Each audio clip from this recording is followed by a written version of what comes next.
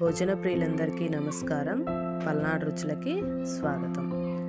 తిరుమల తిరుపతి దేవస్థానంలో స్వామివారికి నివేదించే ప్రసాదాల్లో ఒకటైన పులిహోరని మనం ఇంట్లోనే ఏ విధంగా తయారు చేసుకోవాలో ఈ వీడియోలో చూసేద్దాం.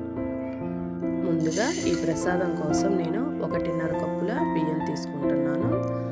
దాన్ని ఈ విధంగా 2-3 సార్లు కడిగేసుకొని తగిన నీళ్లు పోసుకొని కుక్కర్లో ఒక 4 విజిల్స్ వచ్చేదాకా ఉడకనివ్వాలి.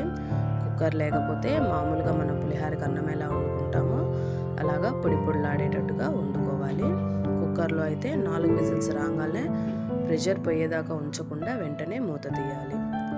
దీనికోసము 35 గ్రాముల చింతపండు తీసుకొని అందులోకి 200 గ్రాముల నీళ్లు పోసుకోవాలి. వేడి నీళ్లు మాత్రమే పోసుకోవాలి, చల్లటి నీళ్లు పోయకూడదు. ఇట్లాగా అన్నం ఉడికిపోయిన తర్వాత ఒక వెడల్పాటి బేషన్ లాంటివి తీసుకొని దాంట్లో అన్నాన్ని బాగా ఆరనివ్వాలి. ఇందులోకి కేవలం నువ్వుల నూనె మాత్రమే వేస్తారండి, మిగతా ఏ నూనెలు వాడరు. ఒక 3 టేబుల్ స్పూన్ల నువ్వుల నూనెని అన్నంలో వేసుకొని అన్నానికి మొత్తానికి ఈ నువ్వుల నూనె పట్టేలాగా కలిపేసుకోవాలి ఒక 2-3 సార్లు. మళ్ళీ చెప్తున్నానండి, కేవలం నువ్వుల నూనె మాత్రమే వాడతారు. ఆ స్వామివారికి ఇష్టమైనది నువ్వుల నూనె కాబట్టి దానితోనే స్వామివారి ప్రసాదం చేస్తారు. ఇలా అన్నానికి పట్టనిచ్చి అన్నం అనేది పూర్తిగా చల్లారనివ్వాలి. ఇందులోకి ఇప్పుడు మనం పొడి కోసము 1.5 టేబుల్ స్పూన్ల మిరియాలు, 1/2 టీ స్పూన్ మెంతులు వేసుకొని సన్నటి సెగ మీద మెంతులు మిరియాలు 2 బాగా వేగేలాగా వేయించుకోవాలి. మెంతులు అనేవి బాగా ఎర్రగా రావాలండి, మిరియాలు కూడా బాగా వేగాలి. ఒక 5 నిమిషాలకి ఇవి 2 వేగిపోతాయి. మెంతులు మిరియాలు వేగిన తర్వాతనే 1 టేబుల్ స్పూన్ జీలకర్ర తీసుకొని దీంట్లోనే వేసుకొని వేయించుకోవాలి.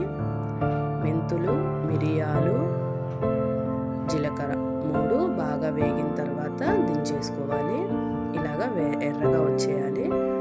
ఇప్పుడు ఒక మిక్సీ జార్ తీసుకొని ఈ దినుసులు మొత్తాన్ని వేసుకొని మెత్తగా పొడి చేసుకోవాలి.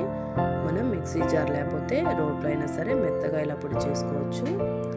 ఇప్పుడు స్టవ్ ఆన్ చేసి ప్యాన్ పెట్టుకొని ఒక 5-6 టేబుల్ స్పూన్ల నువ్వుల నూనె పోసుకోవాలి.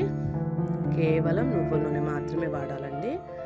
ఇందులోకి 1 టేబుల్ స్పూన్ పచ్చిపప్పు, 1 టేబుల్ స్పూన్ మినపప్పు, అలాగే 1 టేబుల్ స్పూన్ ఆవాలు, జీలకర్ర అన్నీ ఒక్కొక్క టేబుల్ స్పూన్ వేసుకొని బాగా రంగు వచ్చేలాగా వేయించుకోవాలి.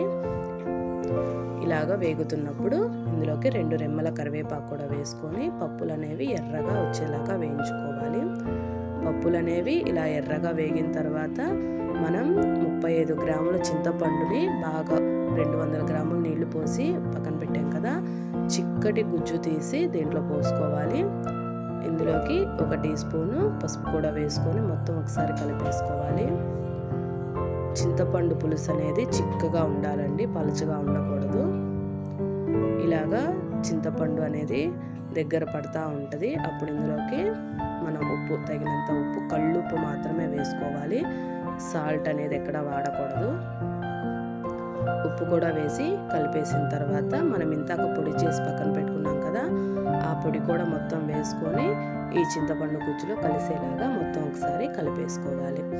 ఈ చింతపండు గుజ్జు అనేది చాలా చిక్కగా ఉండాలండి, దగ్గర పడాలి బాగా.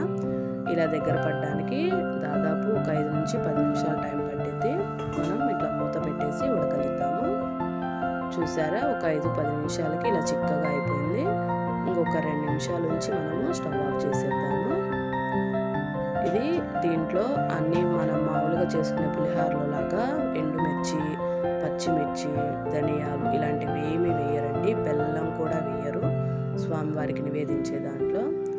ఇప్పుడు చింతపండు గుజ్జుని మనం బాగా ఆరబెట్టాం కదా అన్నాన్ని, ఆ అన్నంలో వేసుకొని మొత్తం అన్నానికి మొత్తానికి చింతపండు గుజ్జు పట్టేలాగా కలుపుకోవాలి. ఇప్పుడు ఇందులోకి మనం వేయించి పక్కన పెట్టుకున్న పల్లీలు కూడా వేసుకొని కలుపుకోవాలి. ఇలా మొత్తం అన్నానికి చింతపండు గుజ్జు పల్లీలు అన్నీ అన్నంలో కలిసేలాగా కలుపుకోవాలి ఒక 5 నిమిషాలు. దీంట్లో కొత్తిమీర అట్లాంటివి ఏమి కూడా వాడరండి, ఇవే వేస్తారు. ఇలా కలిపేసుకొని మనం అన్నాన్ని ఒక 2-3 గంటలు పక్కన పెడితే అన్నానికి బాగా ఈ